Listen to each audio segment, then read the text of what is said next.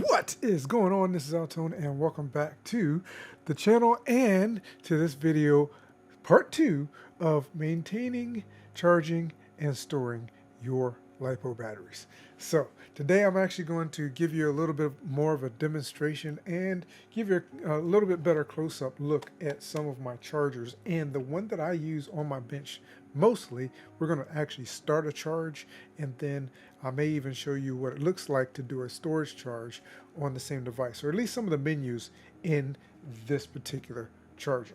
That is this one that I use the most. Is the D6 Dual Pro. There's a couple of different versions of this particular one. This is my favorite one. It's just super easy to use, so I use that on the bench along with my Vonic, and this one is the X1. And then I actually have a couple that I carry out with me. So let's go ahead. We're going to do a drop down really quickly. I'm just going to show you some tools and whatnot up close, what they look like, as well as how to get the charges started. And again, we're going to try to make this as quick and painless as possible of a video so that you don't have to sit through another 20-minute video today. We're going to see what we can do. And of course, if you would like to see more of these devices up close and personal, let me know, and I'll try to create some content directly around that particular charger or tool that you might want to see up close and personal. So let's get to the drop down and we'll check this out.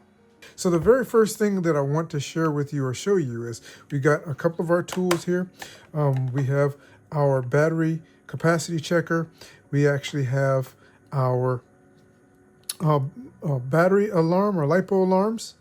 I have a couple of them here. So what I'll do is I'll just quickly just plug them in and give you an opportunity to see what they look like. So for this particular one, which is a battery alarm, again, this is the first thing that I recommend that you have. So this one, this is a 3S battery, and you have to know which side is the negative side. On this particular one, your negative is on the same side as the numbers here. And so what you can do to check, and that is pretty loud, what you can very easily do to check, and you notice that it's actually giving you the voltage on each one of the cells. So all 11.4, 1 is 3.8, 2 is 3.8.2, 3.80. And so it actually gives you the voltage on every single one of your cells individually. And this is a 3S LiPo. So if we take this guy and put it on, like this one is a 2S LiPo, and we're going to check it negative on this side. And you don't have to worry. If you do not get the negative on the correct side, it's just not going to work. So it beeped again. 2, it tells you 2C, 2S, and then 3.8, 3.83. All 7.65. And so it just gives you all the information there. And again, if you take the button at the top and you tap on it, you can actually set the voltage alarm setting on there so that you'll know. So it will give you an alarm to let you know when your battery is getting low. And all of these work the same way, this particular style and this one. And again, I bent my pins on there. That's the reason why I don't care as much for these, because if you throw them in a bag, you can get your pins bent. But if you do, and this one actually tells you on the bottom what your positive and negative side are. This is the negative side, that's the positive. As long as your negative is in the right spot, it should work. If you do connect it incorrectly, it just won't light up. It won't give you any information. It won't damage your battery, and it will not damage the device. So that's these. Second one, which is my favorite, and let's just grab one of these 600 milliamp hour LiPos to test this one out. And this is the digital battery capacity checker. And so if you plug into this guy, it lights up. So if you plug it in, it gives you, it's set to LiPo, so you can change the type here. And then it's telling me that and you can barely see it, but it's looking at one of the 2 cells up here. So you can change the cell and change to the second cell and back to the first. And it gives you the voltage. So 3.8.34, 3.8.31. And then if you want to go mode, the mode will give you the total voltage for the entire battery. Currently is 7.6, and gives you the battery essentially percentage. And then your max voltage, and then again, gives you the percentage of charge you have on the battery, which is really good. So that's how that works out. And then we got Toolkit RC. Now let's go ahead and use this guy, this 4-cell battery, and plug into it. And again, it tells you the negative is on the top side here. Oh, well, it's still on the bottom. So all you have to do is turn this guy around, plug it in like so. And I had the device upside down. And then it gives you, if we keep that in focus, the voltage on all the cells individually, which I really like this. It also gives you other information, your capacity, total voltage is at the bottom, temperature, 27C on the battery itself. Gives you a bunch of information. Now this one will actually, you can use it to test out your servos as well. And so that's the reason why it has that there. And so it does give you quite a bit of information. You can power it through XT60, I believe that is. And so it gives you a bunch of information to allow you to be able to test some things out and to work everything, even out a slider on the side.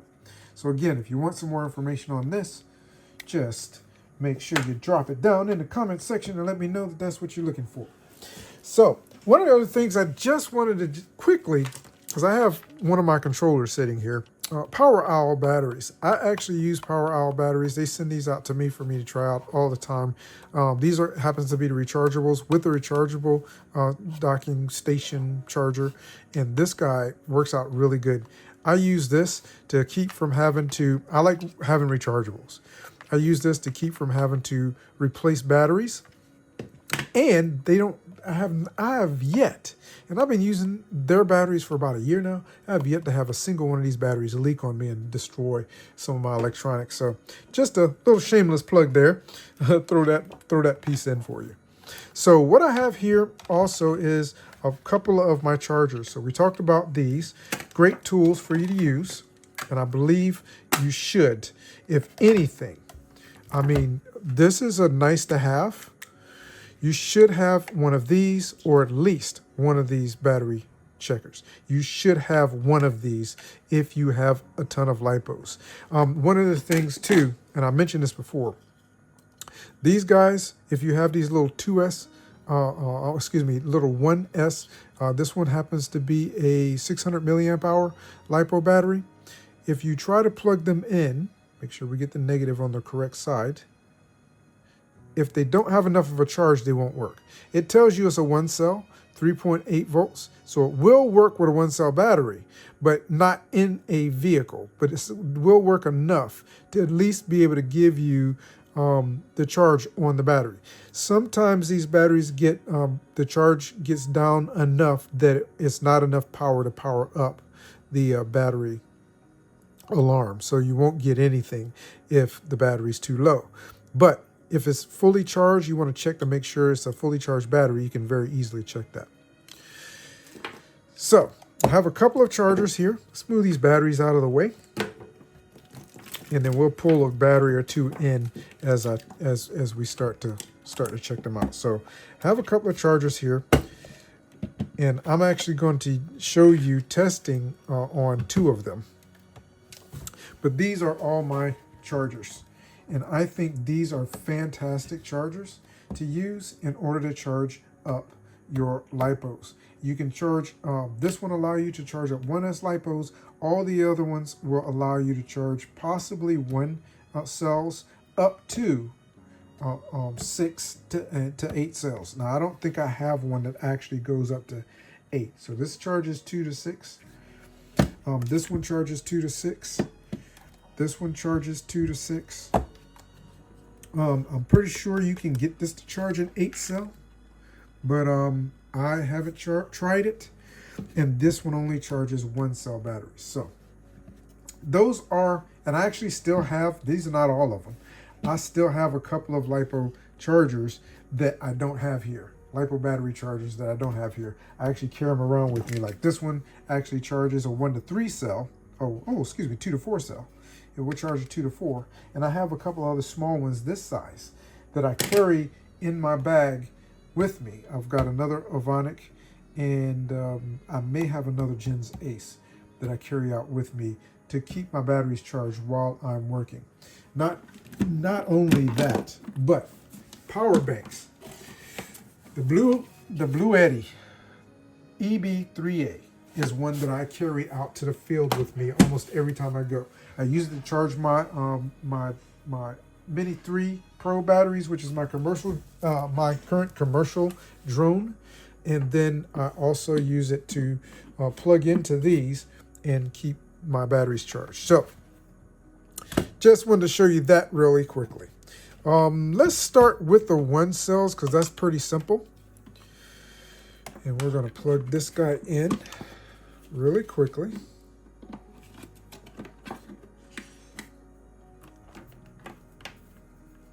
And if we plug this little V-Fly Whoopstar 3, this guy is awesome. So this guy is awesome. When you plug it in, it comes on, and this, with these cables, because they have 2 different types of connections on them. If you fly little center whoops, most likely you're going to use a battery that has one of these connections on it. But because of the fact that I fly my little 400 millimeter little fixed wing planes, and they come with these little batteries, they have a different connector on them.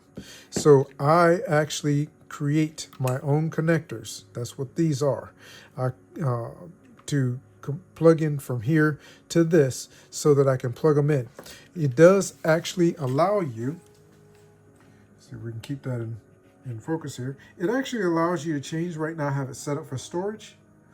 It allows you to charge each one of these. They're each on an individual circuit, so it's not parallel charging. They're individual. So you can use different size 1 cell LiPos on this if you decide you want to. And then you change your voltage set based on what you want the voltage at. So when I'm charging them up, I change my voltage to 4.2. When I am discharging, I change it to 3.8. And that's how I use this. And then all you have to do is you plug the battery in. It will tell you what the current voltage is on a battery once you plug it in. And let's go ahead and plug 2 in just for the heck of it. So we have 2 of them plugged in. If you look here, we actually have voltage on 2. Both of them say 3.8, so they're already in storage. If we change that voltage set to 3.42 and then hit the start, it will start charging. It's charging at 0.4 amps and is actually getting in 12 volts, but it's charging at 0.4 amps and it's going to charge these up. Once it finishes charging, it will beep at me and it will tell me, it'll have an OK next to each of those.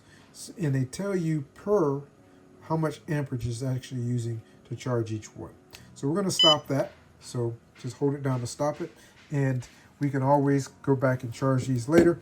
I'm not going to be flying this today, so I don't want to charge them up, but I did want to demonstrate this little guy because this is fantastic. I have 2 of these. I have the previous version and this one. This one I like because it comes in a nice case. So it works out really, really well. So that's that. Now, let's get to the larger ones, the 2S and above. Now, what you see here is my SkyRC B6 AC V2. And we're going to, let's just plug it in so you can see what the screen looks like. We're not going to go into it too much. But there it is coming up. And here you go. So you have to use these 4 little buttons. You can go through the menus and you can change the battery type and change the voltage, whether you're doing a storage charge, balance charge, discharge. It has a bunch of different functions on it that this guy will allow you to do. This was my very first battery charger, very first one, and it works out really well. It did come with a Dean's connection on it, so I have an adapter cable that takes it to XT60. So that's this guy. Built in power supply. Some of these do not come with built-in power supply. There's a version of this that does not have a built-in power supply. You have to buy it separate. I went ahead and ordered the one with the built-in power supply because I don't want to have to deal with it. Waiting on having a power supply for it. And it actually uses a pretty common battery connection. You also have a different connector here. And it also has a PC link, so you can get some information there. I have never connected it to my PC. It's just something I never chose to do. So there you go. So now we have my D6 Dual. Now this is the one I'm going to actually take some time and actually show you how I actually set it up. Again, you got your menu on here. It will charge up 2 different batteries at the same time, or you can use a parallel charger and plug it in. So you have a connection for 2 different batteries here at the bottom, 2 separate circuits for charging your batteries. And this guy works out great. You have a button and a scroll wheel here. The scroll wheel is one that you can, it works as a button and a scroll wheel. It will provide you with different information. And it does have a fan on the back. So this guy is just plain awesome. I love it. And like I said, it's the one I use almost every day. So what we're going to do really quickly is we're going to take this this one 3-cell 2200 milliamp hour LiPo, and I'm going to show you how I set this guy to charge it. We're going to put it in channel 1. So this is the channel select button here. And we have to make sure, and you definitely want to make sure you plug this in correctly because you can do some damage. It's got a negative and a positive on the bottom here. So you want to make sure you plug your negative in your negative. You shouldn't be able to do it wrong. And you definitely want to plug channel 1 into channel 1 and not try to cross over between channel 1 and channel 2. Because I don't know what kind of problems that might cause you. So now that we have channel 1 plugged in, if you look, it will tell you that you have voltage on channel 1. Channel 2 has nothing right now. It's actually giving me the individual cell voltage as well on the bottom because we have their balance lead plugged in. We click the channel. It gives us all the information. This is a three cell. Now you notice that it was not showing you both cells when the screen was split, but now it shows you all 6. 4, 5, and 6 does not have a cell connected to them, but 1, 2, and 3 do because it's a 3S LiPo. So with that information, all you got to do is you come back over here, let's see, and it's got your max voltage. So we click on this. This brings us to our task settings for channel 1, and it's currently set to charge. If you scroll up, you hit the button, you can change. The only 2 that I ever use, storage and charge. I don't use the other ones, but those functions are there and available for you. So if we want to do a charge, and this is a 2200 milliamp hour LiPo. So it is a LiPo. You can change your on this one and many of the other ones, you can change your cell voltage for the charge. So if I click here, you see there's a little thumbs up that tells you that you should be charging primarily at 4.2 volts. Sometimes I will change it to 4.19 just to save the battery just a little bit, but you can actually go up to 4.25 per cell on this charger. And some people who are doing speed run challenges may do that to get more out of the battery. I do not recommend it, and I never do. I always charge at 4.2 to charge or less. I never charge more, even if I want to get more speed out of the vehicle. It's fine for me. If I want more speed, I'll go to a 4S battery instead of 3S. That's just me. Cell count, again, is 3. The current settings. The current settings, again, is based on what you're charging. So we have a 2200 milliamp hour LiPo. So I will charge that. Went the wrong way. At 2.2 amps. And that's what I'll set to charge. And then you go down to start task, hit the button again, and it starts charging. And there you go. So we still have channel 2 open, and we can charge channel 2. So what we're going to do for channel 2, and I've told you, I have this nice little device that is my parallel charger, balanced charging plate. This guy, I'm going to plug it in. It actually can charge up to 6 cells. Again, just make sure that you do plug it in correctly. I'm just going to demonstrate this for you. If you're a beginner, just charge one battery at a time. And if you charge them up within 24 hours going out and you have a few batteries, you should be fine. And then we'll plug this in. And now we have it here. You notice that I do have my cables. I have this going XT60 to XT30 down to this little plug here, which is a JST for these little batteries that I charge, use to fly some of my Radiolink aircraft. It's 600 milliamp hours. Both of them are 600 milliamp hour batteries. And they are 2S. So if I take this and I plug it in and switch that over to channel 2, it tells me, you can see here, 7.72 volts currently. And then, but it doesn't give me the balance because I haven't plugged in the balance leads yet. So this is a 2 cell. Let's go ahead and make sure we plug it in correctly. And I have accidentally plugged it in incorrectly on this board before, and you fry the board. And if you're not paying attention, you could do more damage than that. So you want to be paying very close attention. We got another one here. So we're going to parallel charge 2 batteries at the same time. These are both 600 milliamp hour LiPos.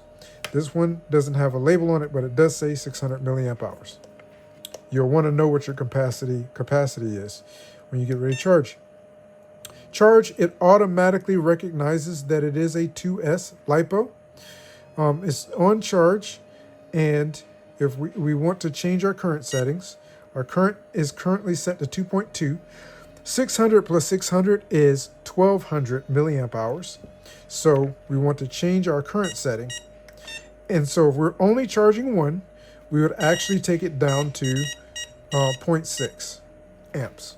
If we're charging 1, it'll be 1.6 amps. But since we're charging 2 together, we can actually charge it at 1.2. It's basically the same thing. And hit start charging. Start task. And now it's going to start. Now, if you want to check, so if you notice, we have both of these charging. Currently, this guy is at 1.85. This one is 1.87. This is this side. This is this side. If you want to get more information about the battery itself, you can come over to that particular channel and hit the scroll wheel. It will give you the actual resistance in the battery for each individual cell. So we have 7.1 milliohms, 7.5 milliohms, 8.1. If that number gets to be very high, then you may have some, you may have an unhealthy battery, and it may be time to retire it. Just keep in mind that if you're using adapters like I am on this side, that those adapters are going to add resistance to the circuit, and this device is going to see that resistance. I have multiple connectors on here, plus the wires adding resistance on this side. So let's take a look at the other side. This is channel 2. If you notice, we have 24 milliohms per side, and that has a lot to do with the length of this cable as well as the connectors, because across the connectors you create an additional resistance. So if you're trying to really get the best performance out of your battery, you want to pair it or connect it with the ESC with a correct connection type, and not use a lot of additional connectors like this, because every time you go across the connector and lengthen this, make the length of the wire longer, you're going to add resistance to the circuit, and that is going to mean that you are not going to get the same type of performance out of your battery. So we're going to go ahead and stop these. Normally, once they finish, this guy will start beeping. All of these all of these chargers will do something similar. There'll be some type of visual as well as auditory indication that it is complete. The charge is complete. These usually turn green, and they say that as we go to each one, it says charging at the top. It will actually tell you charging is complete on each one. We're not going to let them finish. Let's see where we're at. We're at 3.9. Okay, so this is high enough. We're going to back. High enough. Stop. We're going to stop it in between. Go back to the first one. Take a look. 3.8. So now what we're going to do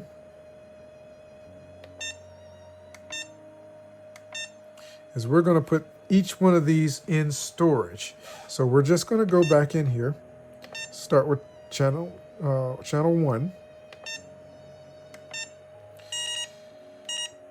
Switch it over to storage. Notice it's at 3.8. You can change the storage voltage up or down. I always leave mine at 3.8. You could actually make it a little bit lower if you wanted to. It'll go down to 3.7, which is it's a good spot. And it will go as high as 3.9. I leave mine at 3.8. And then battery type. You have a bunch of different battery types in here. A bunch. But I'm primarily using LiPos, and that's what this guy normally sets at. And then we have our current setting. Since this is 2200 milliamp hours, we're going to set it to 2.2 amps. Start task, and it's going to start our storage discharge. Now, channel 2, same thing. These are, it actually already selected task of storage. Sometimes it will do that. So if you're trying to charge you just want to make sure that as you plug in your batteries, this is actually set to what it is that you want to do. Do you want a storage charge? You want to charge? So we're going to set it to, it's already set to storage. So we're good there. These batteries are, again, 600 milliamp hours each, but they're parallel. So that is 1200 milliamp hours. So we're going to set this to 1.2 and start our storage charge. You notice this is purple. Now this guy will actually use, like if you're charging one battery and putting another one in storage, it will take power off of one battery and put it onto another. It works and balances that out. If you do take like another battery and plug it in the back to charge this battery up, then that will work for you as well. It will use a larger capacity battery to charge multiple smaller capacity batteries. So that's basically how this actually works. And you notice this is now done, channel 1. We weren't that far off of storage. This is exactly what it's going to do. It tells you the storage is done, and all you have to do is come back over here, click on it, and it takes it out of that storage. And you can just disconnect your battery after you have stopped the discharge. If you try to disconnect the battery while it is in the process of doing something, storing or discharging, this guy will start screaming at you. It'll beep. It will automatically stop whatever setting that you have it on, whether it be storing or charging your battery. It will stop. If we disconnected one of these right now, it would actually halt the process and give us an alarm saying that something is not right. So thanks so much for coming by and checking this out with me. I hope this has been informative for you. I hope you've learned a lot, and I hope that this is actually going to help you to be able to know how to best maintain, store, and charge your LiPo batteries in the future. Have an absolutely fantastic day, and I look forward to seeing you in a future video. Take care.